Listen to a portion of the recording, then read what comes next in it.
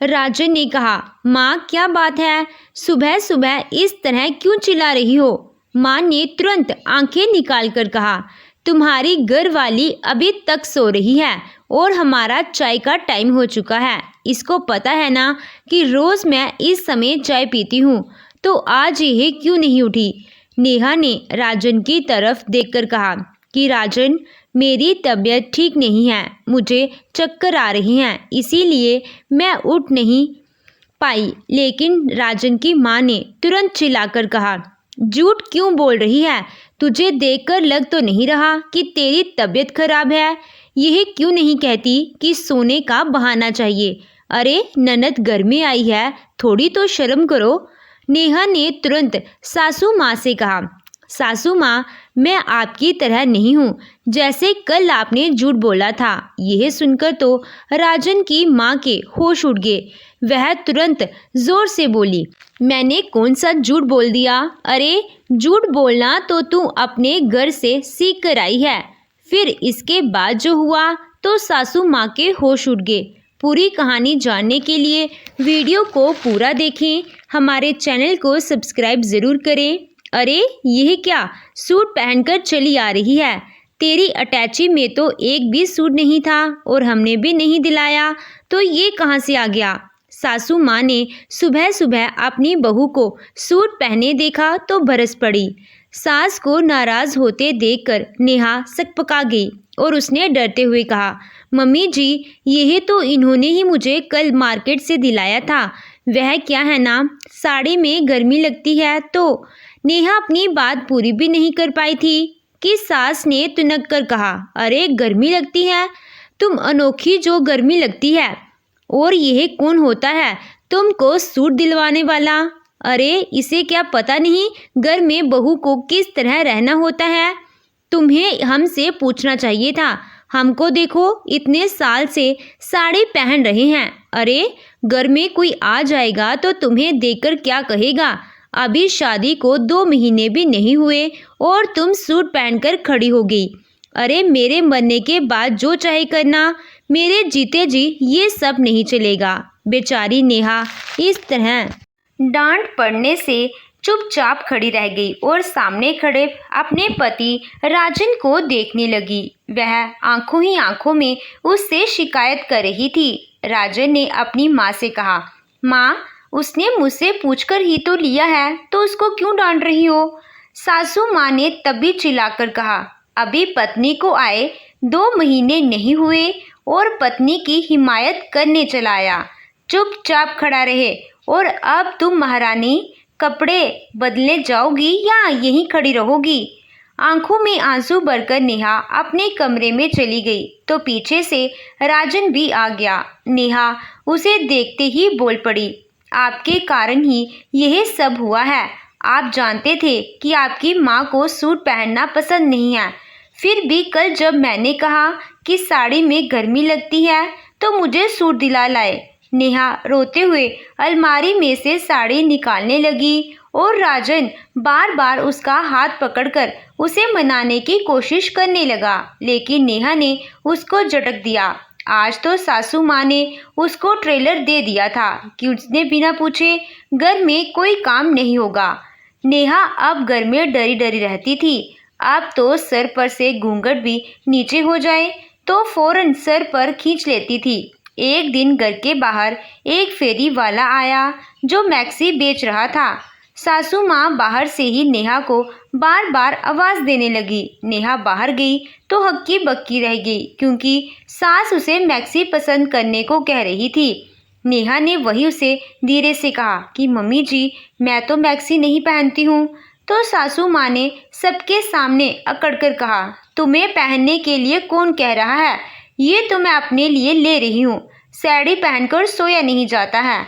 और मेरी कौन सी सास जिंदा है जो देखने बैठी है? नेहा यह सुनकर हैरान रह गई और सोचने लगी कि क्या उसे भी सास के बाद ही आज़ादी मिलेगी। शादी के दिन बीतने के साथ साथ सास का शिकंजा नेहा पर कसता ही जा रहा था। एक बार घर पर मेहमान आने वाले थे तो रात को ही सास ने नेहा को छोले भिगोने के लिए कह दिया। नेहा ने खुद ही अपने अंदाजे से काम निपटा दिया, लेकिन अगले दिन सासू माँ की आंखें देखकर गुस्से से चौंधी हो गई। यह छोले देकर कहने लगी कि अरे, तुमसे इतने सारे छोले भिगोने के लिए किसने कहा था? केवल 4 लोग आ रहे हैं जिनके लिए इतने सारे छोले तैयार कर रही हो। अब नेहा बार बार छोलों की तरफ देख रही थी। मेहमानों के आने पर नेहा ने सारा खाना पहले ही तैयार करके रख दिया था। एक एक चीज सासू माँ को दिखाकर बनाई थी कि कहीं फिर से डांट ना पड़ जाए। लेकिन जब मेहमानों ने खाना खाया तो उन्होंने भर भर कर नेहा के हाथ के खाने की तारीफ की। जो छोले की सब्जी सासू माँ को ज़्यादा लग रही थी वह अब सारी खत्म हो गई थी। नेहा ने खाली बर्तन देखकर एक लंबी सांस भरी। अब उसको समझ में आ गया कि उसकी सास बहुत कंजूस है, जो लोगों के आने पर कम मात्रा में खाना बनवाती है। उस दिन सबके जाने के बाद राजन ने अपनी माँ से कहा, माँ, नेहा का अंदाज़ा बिल्कुल सही था, लेकिन आप उसको डांट रही थी। अरे, आप उस पर ही छोड़ क्यों नहीं देती हैं? बेकार में वह आपसे पूछती है और आप बात बात पर उसको डांटती रहती हैं। राजन की माँ उस पर ही गरजने लगी और बोली, अरे, यह मेरी गृहस्थी है और मैं इसकी मालकिन हूँ। इतने साल से यही गृहस्थी मैं अकेले चलाती आई हूँ। अगर मैं इसकी तरह काम करती तो कभी भी इतनी बड़ी गृहस्थी नहीं जोड़ पाती। अरे, सब्जी थोड़ा पानी वाली बन जाए तो बरकत हो जाती है, ज़्यादा बनाने की क्या ज़रूरत है? मैं जब तक जिंदा हूँ अपनी गृहस्थी की मालकिन हूँ, इसीलिए मुझसे पूछ कर ही करना पड़ेगा, वरना तो मेरे घर में ज़रूरत ही क्या है। रहो तुम दोनों अकेले और मुझे वृद्धाश्रम भेज दो। और आजकल की संतान से उम्मीद भी क्या की जा सकती है? यह कहकर सासू माँ अपने पल्लू से आंखों में आए आंसू पोंछने लगी। नेहा तो यह देखकर दंग रह गई थी कि बात को कहां से कहां ले जाया जा रहा था, लेकिन यह सोचकर भी उसका दिल बैठ जा रहा था कि अभी तो उसे पता नहीं कितने साल अपनी सासू माँ के हिट्लर वाले व्यवहार को बर्दाश्त करना है। एक दिन राजन ने कहा कि नेहा और मैं दोपहर में नेहा के घर जाने वाले हैं और रात तक वापस आ जाएंगे। यह सुनते ही राजन की माँ बुरी तरह से नाराज होने लगी। अरे, अब मुझे घर में पूछता ही कौन है? दोनों अपनी मनमर्जी करते हैं। अरे, लड़कों का ससुराल में पड़े रहना अच्छा नहीं होता। राजन यह देखकर गुस्से में बोला, मम्मी, कैसी बातें कर रही हो? आजकल का ज़माना बदल गया है और कुछ देर के लिए ही जाना था, मुझे नहीं लगा कि पूछना ज़रूरी है। लेकिन हम बिना बताए तो नहीं जा रहे थे ना। नेहा का माँ से मिलने का बहुत मन हो रहा था, इसीलिए लेकर जा रहा हूँ और साथ ले आऊँगा। इसमें बुरा मानने वाली कौन सी बात है? राजन की बात सुनकर माँ ने घर को सिर पर ही उठा लिया। अरे, मन कर रहा था तो बता देती, मैं क्या मना कर देती? लेकिन मुझे तो पूछना ही तुम्हें ज़रूरी नहीं लगता। सही है, एक विधवा औरत की इससे ज़्यादा क्या इज्जत होती है। काश तेरे पिताजी जिंदा होते तो मुझे यह दिन देखना नहीं पड़ता। राजन अपनी माँ की बात सुनकर हैरान रह गया। पता नहीं माँ कौन से स्तर की बात कर रही हैं। अरे, आजकल के ज़माने में ऐसी बातें कौन करता है? नेहा तो कमरे में बैठी गुस्से से बुलबुला रही थी। उसका मन कर रहा था कि अभी जाकर सासू माँ से कहे, क्या मुझे आपकी दुनिया से जाने का इंतज़ार करना पड़ेगा? क्या तब जाकर मुझको आज़ादी मिलेगी? मगर बहू की मर्यादा के चलते चुपचाप अपने गुस्से को कड़वे गुड़ की तरह पी रही थी। राजन कमरे में गया और नेहा से बोला, अब बैठी क्यों हो, चलती क्यों नहीं? तो नेहा ने रोते हुए कहा, इतनी बातों को सुनने के बाद तुम्हें क्या लगता है कि हमें जाना चाहिए? तुम जानते हो ना, जब हम वापस आएंगे तो क्या होगा? राजन गुस्से में नेहा को देखने लगा और बोला, कुछ नहीं होगा, तुम मेरे साथ चलो।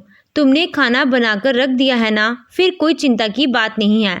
राजन नेहा का हाथ पकड़कर उसको बाहर लेकर गया तो माँ से बोला, माँ, हम जा रहे हैं और शाम तक वापस आएंगे। खाना हम खाकर आएंगे, आपका खाना बना कर रख दिया है।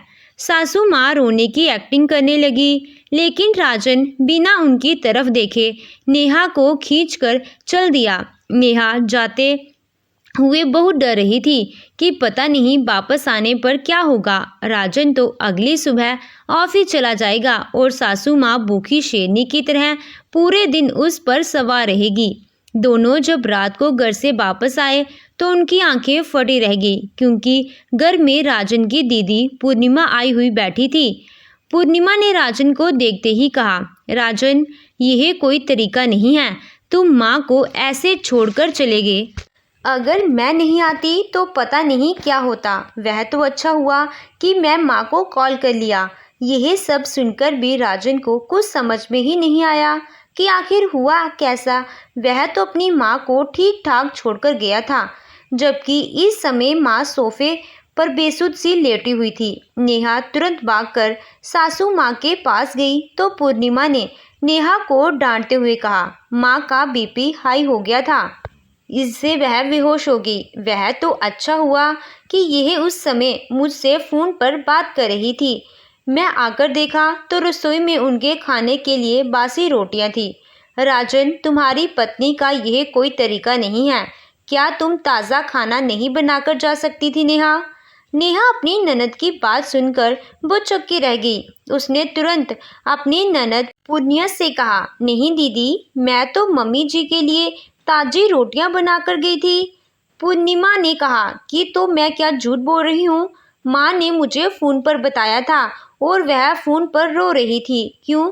क्योंकि उन्होंने दोपहर से खाना नहीं खाया। वह परेशान है कि दोनों उनकी सुनते नहीं हैं और ना ही उन्हें बताकर कहीं जाते हैं। तुम दोनों कितने बेशर्म हो कि बिना बताए चले गए। नेहा तो अपनी सास का इतना बड़ा झूठा सुनकर हक्की बक्की होकर राजन को देख रही थी। राजन माँ की इज्जत के कारण चुप रहा, लेकिन उसने पूर्णिमा से यह ज़रूर कहा कि नेहा ने ताज़ा खाना बनाया था। यह तो माँ ही बता सकती है कि बासी रोटी कहाँ से आई। पूर्णिमा ने राजन को डांटा और कहा, माँ की तबीयत नहीं दिखाई दे रही क्या, जो माँ से पूछोगे?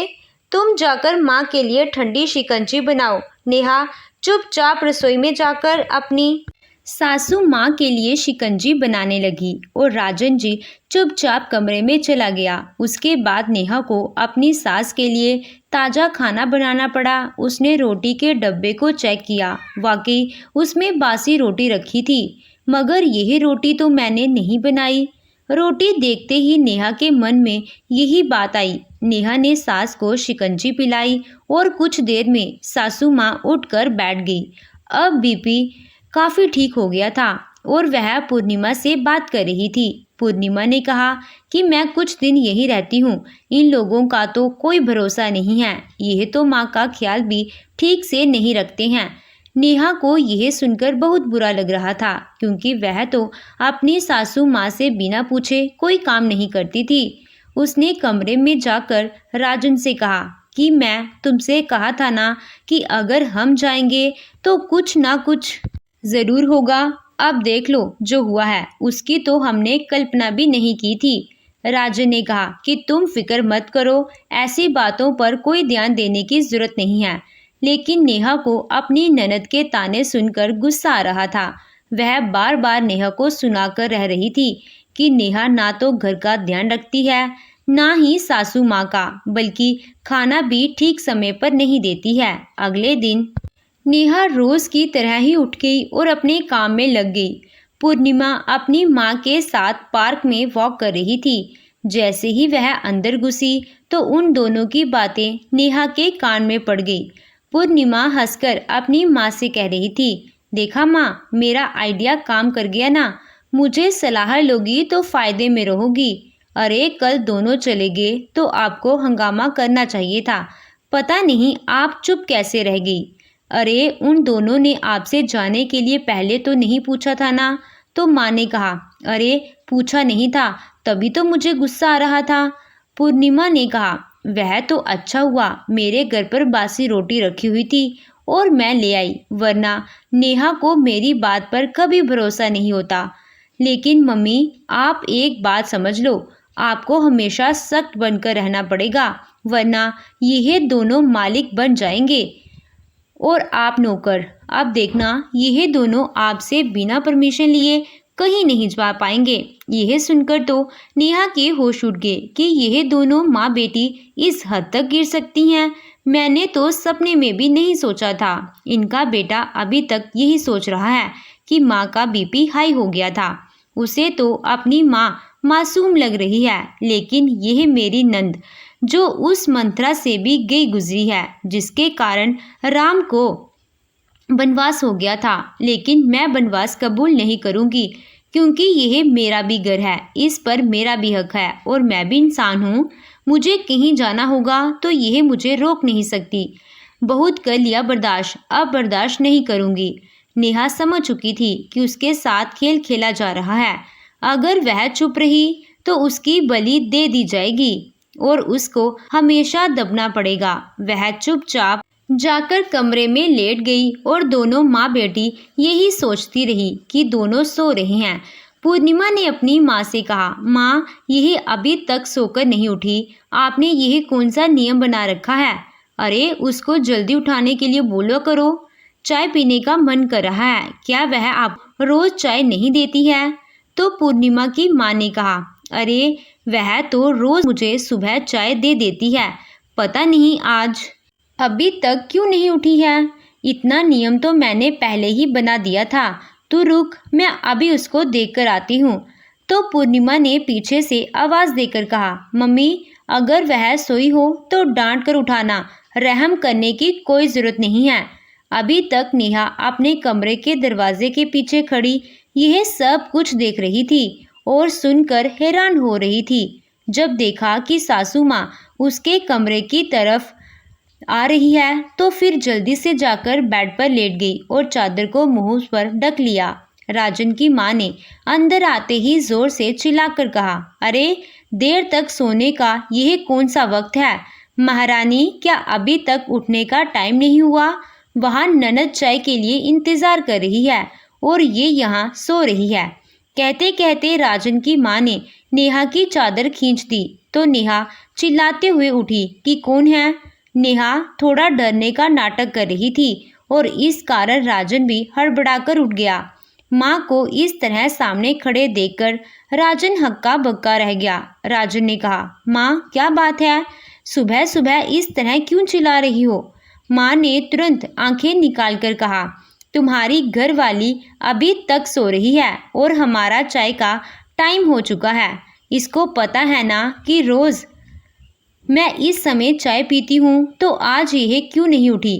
नेहा ने राजन की तरफ देखकर कहा कि राजन, मेरी तबीयत ठीक नहीं है, मुझे चक्कर आ रहे हैं, इसीलिए मैं उठ नहीं पाई। लेकिन राजन की माँ ने तुरंत चिल्लाकर कहा, झूठ क्यों बोल रही है? तुझे देखकर लग तो नहीं रहा कि तेरी तबीयत खराब है। यह क्यों नहीं कहती कि सोने का बहाना चाहिए? अरे, ननद घर में आई है, थोड़ी तो शर्म करो। नेहा ने तुरंत सासू माँ से कहा, सासू माँ, मैं आपकी तरह नहीं हूँ, जैसे कल आपने झूठ बोला था। यह सुनकर तो राजन की माँ के होश उड़ गए। वह तुरंत जोर से बोली, मैंने कौन सा झूठ बोल दिया? अरे, झूठ बोलना तो तू अपने घर से सीख कर आई है। राजन ने नेहा के गाल पर थप्पड़ मारकर कहा, अरे नेहा, तुम्हें पता है ना कि उनकी उम्र हो गई है और वह कुछ भी कहती हैं तो तुम उनसे इस तरह बात नहीं कर सकती। नेहा बेचारी सुबह सुबह थप्पड़ खाकर रोते हुए अपने पति को देख रही थी। राजन को तुरंत ही एहसास हो गया कि उसने गलत किया है, लेकिन अब नेहा कहाँ चुप रहने वाली थी। वह तुरंत उठकर रसोई में गई और पॉलीथीन में लिपटी हुई कोई चीज़ लेकर आई और उसको राजन के हाथ में देते हुए बोली, लो, इसको खोलकर देखो और पता चल जाएगा कि यह कितना सच बोलती हैं। राजन ने उसको खोलकर देखा तो हैरान रह गया, क्योंकि उसके अंदर रोटियां थी। पूर्णिमा भी वहां उठकर आ गई थी और यह सब देख रही थी। तब पूर्णिमा यह देखकर बोली, अरे, यह रोटियां कहाँ से आ गई? तो नेहा ने कहा कि दीदी, ज़्यादा अनजान बनने की ज़रूरत नहीं है, यह रोटी तो मैंने डस्टबिन में से निकाली है। जो आप लोगों ने कल पॉलीथीन में बांधकर फेंक दी थी। ये वही रोटियां हैं जो मैं मम्मी जी के लिए कल बनाकर गई थी। पूर्णिमा झट से गुस्से में बोली, ज़्यादा इल्ज़ाम लगाने की ज़रूरत नहीं है। मुझे इसके बारे में कुछ नहीं पता। मुझे तो माँ ने ही फ़ोन किया था कि तुम बासी रोटी रख कर गई हो। अपने ऊपर इल्ज़ाम लगाते देखकर राजन की माँ तुरंत बोल पड़ी, पूर्णिमा झूठ मत बोल, रोटी तो तू ही अपने घर से लेकर आई थी ना, और यह सब तेरी ही प्लानिंग थी। यह सुनकर तो राजन का मुंह खुला का खुला रह गया। तभी नेहा ने अपने फ़ोन पर एक रिकॉर्डिंग खोलकर सबके सामने रख दी, जिसमें वह बातें रिकॉर्ड हो गई थी जो कुछ देर पहले पूर्णिमा अपनी माँ से नेहा के खिलाफ कह रही थी, जिन्हें सुनकर राजन को अपनी दीदी पर बहुत गुस्सा आया। उसने तुरंत कहा, दीदी आपको तो शाबाशी देनी पड़ेगी। माँ को कोई काबू नहीं कर सकता, लेकिन आपने माँ को काबू कर लिया। लेकिन अगर अच्छी बात सिखाई होती तो मैं वाकई आपको शाबाशी देता, लेकिन अब तो आपकी तरफ देखने को भी जी नहीं चाहता है। अपने ही भाई के घर में आग लगा रही थी, और माँ आपकी अकल पर क्या पत्थर पड़ गए हैं जो सही गलत में फ़र्क नहीं कर सकते। पहले ही आप नेहा को इतना गलत समझती थी और उसका फ़ायदा दीदी उठा रही थी। यह कल से यहाँ आकर बैठी है। क्या यह इनका मायका नहीं है जो नेहा अपने मायके नहीं जा सकती? बेटी के लिए कोई नियम नहीं है, लेकिन बहू के लिए नियमों की अपने लाइन लगा दी है। दोनों माँ बेटी की सारी पोल खुल चुकी थी और अब दोनों के पास कहने के लिए कुछ नहीं था। पूर्णिमा नज़र झुकाए खड़ी थी तो राजन ने कहा, दीदी अगर आपको लगता है कि माँ के साथ इतना ही अन्याय हो रहा है तो आप इनको अपने साथ ले जाओ। खर्च की चिंता मत करो, मैं दे दूंगा। यह सुनकर तुरंत पूर्णिमा ने कहा, मैं क्यों ले जाऊं अपने घर? मेरे घर तो मेरी सास की बहुत है, मम्मी का क्या है? कहीं भी कुछ भी बोल देती हैं। मैं आपको बताना भूल गई, मम्मी मुझे तो 10 बजे तक निकलना है। पूर्णिमा ये कहकर कमरे से बाहर चली गई तो राजन ने अपनी माँ से कहा, देखा माँ, जिस बेटी को आप इतना अच्छा समझते हो वह अभी आपके बारे में क्या कहकर गई है, और जितनी बहू पर आप इल्ज़ाम पाबंदियां लगाते हो। कल अगर आपके लिए खाना बनाया, अगर वह दीदी की चालाकी को समझ पाती तो यह रोटियां कल रात ही डस्टबिन में से निकाल सकती थी। मगर नेहा के दिल में आप लोगों की तरह कपट नहीं है। अब आप ही बता दो, आपको बहू के साथ प्यार से रहना है या फिर हम दोनों अलग रहने चले जाएं? यह सुनकर तो राजन की माँ की आंखें भर आई, क्योंकि वह अपने बेटे से कभी भी अलग नहीं रह सकती थी। उन्होंने तुरंत अपनी बहू से कहा, बेटा मैं तो गलत सोच रही थी। पराया घर से आती हैं तो हम लोग उसको पराया ही मानते रहते हैं, मगर वह तो बेटियों से भी ज़्यादा अपनी होती हैं। यह बात पता नहीं मेरी अक्ल में क्यों नहीं आई, मगर अब मुझे माफ़ कर दो और यह तुम्हारा घर है, जैसा मन चाहे वैसा करो। बेटा तुझे सूट पहनना था ना, अब तू सूट पहन लेना, मगर मुझ बुढ़िया को अकेले छोड़कर मत जाना। यह कहकर राजन की माँ सुबक सुबक कर रोने लगी तो नेहा ने उनको गले से लगा लिया और कहा, माँ जीवन में बहुत सारे अनुभव होते हैं, कुछ खट्टे तो कुछ मीठे होते हैं। एक अनुभव यह भी सही जो कि ज़्यादातर लड़कियों को ससुराल में होता है, मगर वादा कीजिए अब ऐसा कभी नहीं होगा। राजन की माँ ने अपने बहू से वादा किया और दोनों ने माँ को गले से लगा दिया। तो दोस्तों आपको ये कहानी कैसी लगी कमेंट करके हमें अपनी राय ज़रूर बताइएगा। अगर आपको कहानी अच्छी लगी हो तो वीडियो को लाइक शेयर और चैनल को सब्सक्राइब ज़रूर कीजिएगा। Thank you.